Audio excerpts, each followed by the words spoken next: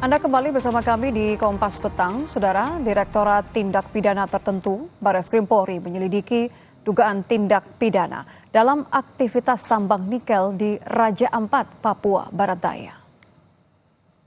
Penyelidikan ini diungkapkan langsung oleh Direktur Tindak Pidana Tertentu Barreskrim Polri, Brigjen Nunung Syaifuddin. Penyelidikan dilakukan berdasarkan temuan penyidik di lapangan, bukan pelaporan, termasuk terkait 4 izin usaha pertambangan yang telah dicabut pemerintah. Namun Barreskrim belum menjelaskan temuan apa saja yang didapatkan.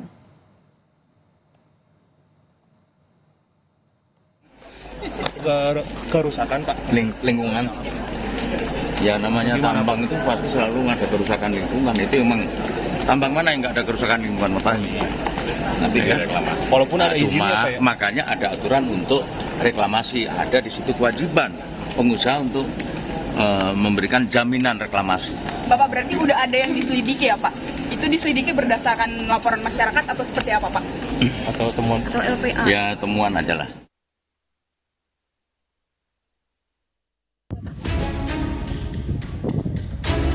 Satu hari setelah meninjau langsung lokasi tambang nikel di Pulau Gak, Raja Ampat, Menteri Energi Sumber Daya Mineral Bahlil Lahadalia menggelar konferensi pers. Bahlil menunjukkan berbagai dokumentasi foto dan video hasil kunjungan dan membandingkan dengan beberapa foto Raja Ampat tercemar yang beredar di media sosial serta memberi cap hoax pada foto tersebut. Bahlil juga mengklaim berdasarkan temuannya tak ada kerusakan lingkungan akibat aktivitas tambang nikel di Pulau Gak. Adalah Pulau Gak. Jadi yang dibilang bahwa terumbu karangnya, lautnya sudah tercemar, mohon maaf bisa dilihat sendiri. Dan dari total 13.000 hektar, ini Gak ini, itu yang dibuka itu 260 hektar. Dari 260 hektar sudah reklamasi 130 hektar lebih, kurang lebih, dan sudah dikembalikan ke negara itu kurang lebih sekitar 54 hektar. Dan ini adalah lokasi produksinya sekarang masih ada 130 hektar. Nanti setelah ini direklamasi. Senada dengan Bahlil, Menteri Lingkungan Hidup Hanif Faisal Nurofik menjelaskan alasan pemerintah tidak mencabut izin operasional tambang PT Gak Nikel yang beroperasi di Raja Ampat. Menteri Lingkungan Hidup menyebut selama 4 tahun berturut-turut, tingkat ketaatan PT Gak terhadap AMDAL baik. Namun, Presiden Prabowo meminta pengawasan terhadap operasional PT Gak ditingkatkan. Sudah dilakukan pengawasan lingkungan dan hasilnya cukup bagus. Iya, kan memandang Undang-Undang Nomor 1 2014, Undang-Undang Nomor 27 tahun 2007 perlu diartikulasikan secara faktual, tidak konseptual. Jadi memang itu makna yang di undang-undang itu ya. Jadi ini sedang jalan. Namun demikian Bapak Presiden meminta kita untuk meningkatkan pengawasannya. Jadi dalam waktu segera kami akan menugaskan untuk dilakukan audit lingkungan.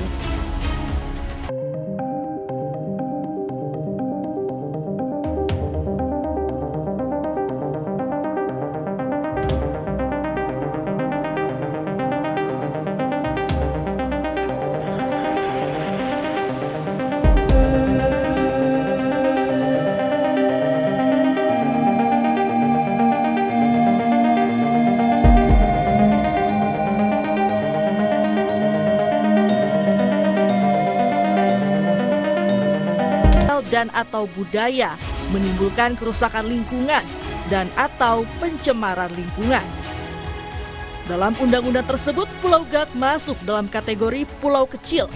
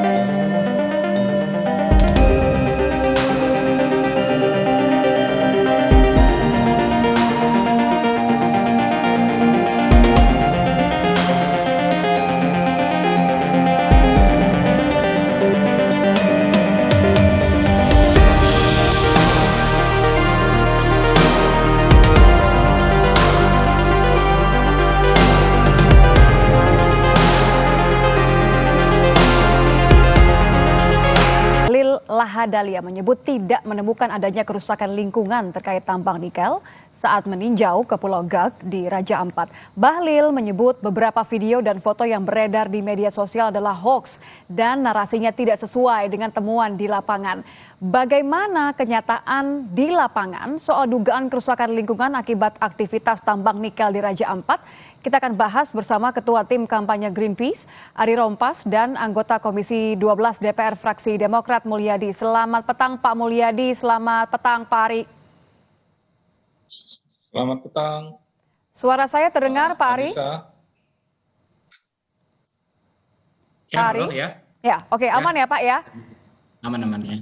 Suara saya aman, tapi nampaknya adu datanya nggak aman nih. Saya ke Pak Ari terlebih dahulu deh. Pak Ari, Greenpeace dituding bahwa datanya hoax, kata Menteri Bahlil. Anda punya sanggahan? Iya, gimana mau dibilang hoax gitu. Saya 3 kali ke tempat itu dan gambar-gambar itu juga diambil dengan langsung dari lapangan gitu ya.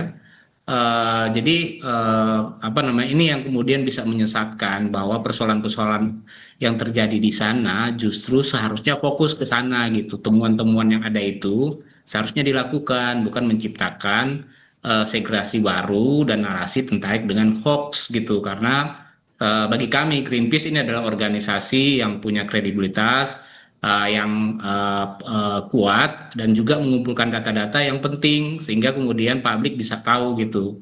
Jadi saya mungkin memang yang beredar di media sosial ada data-data atau kemudian bahkan AI gitu yang menyebar di media sosial. Yang foto ya? Betul.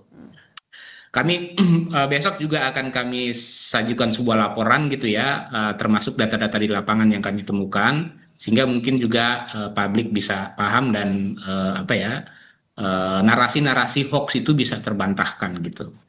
Oke, saya ke Pak Mulyadi deh. Pak, kalau adu atau beda data gini kan sebenarnya betul kata Pak Ari, yang bingung adalah warga, jangan sampai fokusnya justru malah hilang, jangan sampai sudah terjadi kerusakan gitu.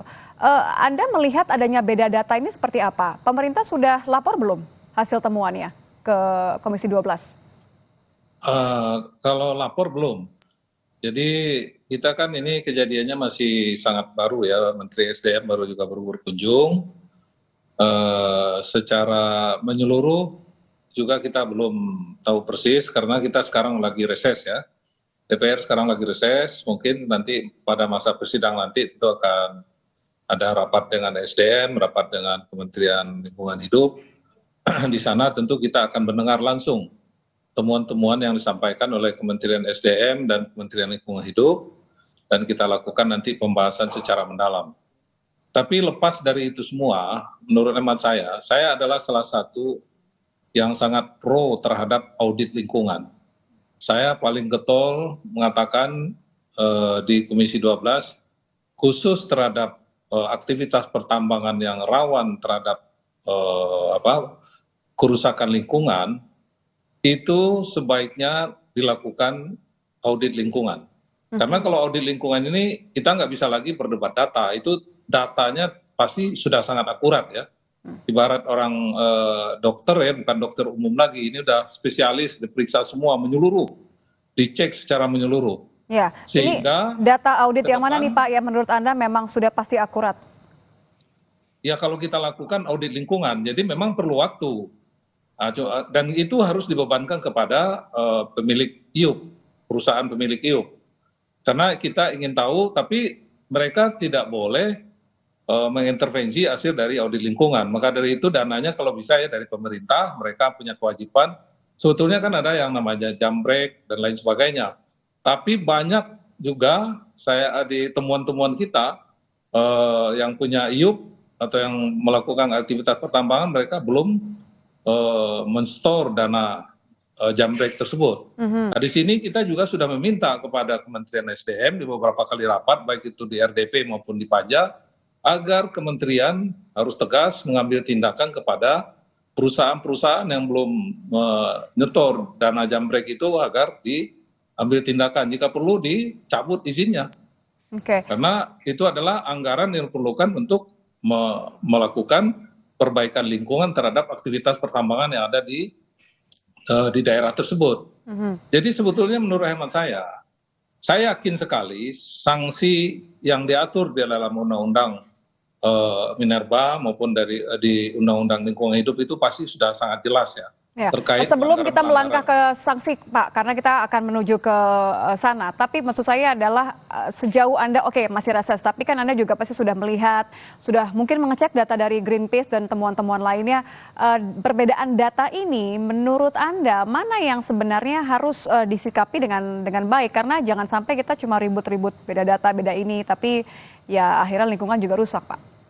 Ya kan sekarang datanya kan saya lihat kan masih kualitatif ya. Artinya masih sifatnya itu belum secara mendalam ya. Maka dari itu saya mendorong Kementerian Lingkungan Hidup melakukan pendalaman karena ini kan memang menjadi domainnya Kementerian Lingkungan Hidup. Jika perlu Kementerian Lingkungan Hidup melakukan audit lingkungan, itu yang saya maksud. Jadi tidak lagi kalau sudah dilakukan audit terhadap lingkungan di lokasi aktivitas pertambangan itu nggak ada lagi perdebatan, pasti itu akan diteliti secara mendalam. Dan setelah itu begitu ada pelanggaran yang serius, ya sekarang kan udah ditutup ya, sudah diberhentikan. Tapi jadi Anda melihat bahwa memang betul ada pelanggaran ya Pak, ada kerusakan lingkungan di sana ya? Saya tidak ingin hanya kalau memang ya ada pelanggaran lingkungan serius, tidak hanya berhenti di penutupan iup, pemberhentian, tapi harus ada sanksi pidananya. Kalau enggak tidak ada efek jera.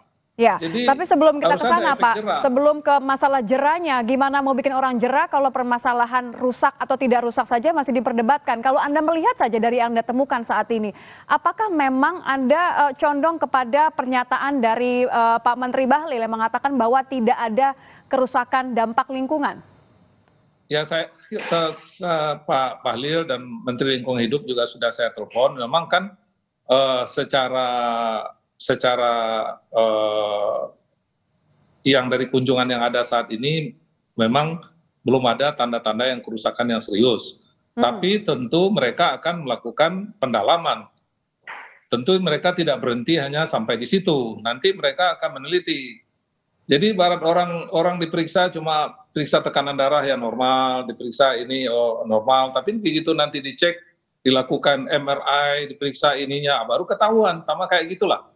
Jadi artinya, jadi ini masalah waktu kedalaman, investigasi gitu ya. Pemeriksaannya kan tentu harus dipastikan, kita nggak boleh buru-buru mengambil sikap seakan-akan sudah ada pelanggaran atau mengatakan tidak ada pelanggaran. Saya pada posisi itu. Saya tidak mau mengatakan ada pelanggaran serius dan tidak mau juga mengatakan tidak ada pelanggaran serius sebelum saya punya data yang akurat. Itu kan cara kita. Karena Anda belum dapat datanya, jadi tidak mau mengatakan bahwa ada atau tidaknya. Saya kembali ke Pak Ari deh. Pak Ari, kalau Greenpeace kan jelas mengatakan bahwa ada dampak kerusakan lingkungan. Anda melihat data lapangan berbeda yang diberikan oleh Pak Bahlil ini bagaimana ya? Anda melihatnya seperti apa? Ya, begini ya, kalau dalam konteks kerusakan lingkungan kan ada berbagai berbagai elemen gitu ya. Yang pertama bagi kami, ini pulau kecil, status Pulau Gak ini adalah hutan lindung loh masih statusnya. Statusnya sampai sekarang meskipun diberikan pengecualian, fungsi dan statusnya itu hutan lindung. Nah artinya apa fungsi lindung itu menjadi penting. Dia akan berbeda dengan fungsi-fungsi lainnya. Nah kalau dia fungsi lindung, seharusnya itu tidak ada, misalnya minimal adalah tidak terjadi deforestasi di sana. Ini pulau kecil kami temukan, Pulau Gak ini adalah pulau yang paling paling besar deforestasi, sekitar 300 hektar. Nah, 300 hektar ini adalah bagi pulau ini adalah pulau yang paling besar ya dampaknya gitu ya. Nah itu akan berdampak. Nah di sisi lain misalnya limpasan yang kemudian mengalir ke pesisir itu, Tempo pernah mengupasnya tahun 2022 gitu. Nah ini jelas gitu ada dampak-dampaknya yang sudah kelihatan di sana. Tapi kenapa juga baru diviralkan sekarang? Artinya kalau itu pernah terjadi terlebih dahulu sebelum temuan kami, berarti kan ada dokumen-dokumen yang namanya dokumen lingkungan melakukan pemantauan di lokasi-lokasi itu. Nah, artinya kita bisa lihat ke belakang gitu. Dan sekarang memang Kalau musim hujan itu limpasan airnya nggak kelihatan. Makanya Pak Bahlil sama gubernur juga yang ke sana Bilang tidak ada terumbu karang yang terdampak. betul. Makanya dia masih tidak musim hujan ya. Tapi kalau melihat kekeruhannya itu akan kelihatan pada saat musim hujan karena kemudian limpasan-limpasan itu pasti akan mengalir ke pesisir-pesisir gitu. Oke. Nah, belum Anda kan lagi dampaknya kepada biota gitu ya, karena di lokasi ini yang kami lihat bahwa pulau ini kan kalau kita belajar itu ada yang namanya garis Wallacea dan garis Weber. Nah, lokasi ini sebenarnya kaya akan biodiversitas dan keunikan biota dan termasuk tumbuhan di sana gitu. Nah, itu kalau kemudian dirusak, termasuk yang di Pulau Gak ini, itu akan berdampak juga terhadap wilayah itu. Jadi dengan data temuan kerusakan yang Greenpeace punya, dan Anda mengatakan tadi bahwa boleh saja cek ke data yang lain, tidak akan jauh berbeda menurut Anda. Bahwa izin perusahaan yang dicabut ini tidak cukup, Anda menuntut hal yang lain ya? Sampai mana? Singkat saja, Pak Ari. Jadi gini, kalau hukum lingkungan itu ada kan, kalau kemudian ditemukan pelanggaran lingkungan, izinnya dicabut. Ada juga instrumen hukumnya adalah itu Pak Ari. bahkan sampai pemulihan gitu ya. Jangan sampai kemudian kebanyakan hukum lingkungan itu perdata saja, dibayar saja. Tapi kemudian pemulihan lingkungannya itu tidak terjadi. Putusan MK terkait dengan pulau-pulau kecil itu membicarakan soal nggak boleh lagi ada pertambangan di pulau kecil, dan itu perspektifnya bahkan untuk generasi mendatang gitu. Jadi nggak bisa kemudian kerusakan hari ini kemudian kita tinggalkan, itu tanggung jawab kita terhadap generasi mendatang. Sehingga saya sepakat dengan ini untuk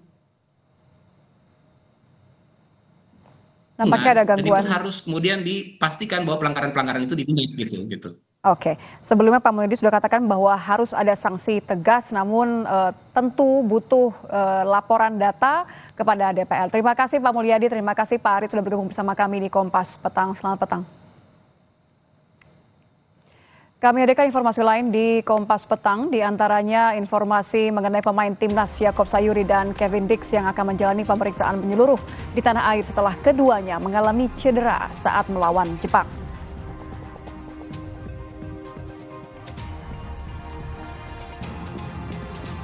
Presiden ke-7 RI, Joko Widodo, menanggapi soal Rismond Sianipar yang ingin melaporkan skripsinya. Jokowi mengatakan ia akan meladeni semua laporan tentang kepemilikannya. Sesaat lagi, usai jeda.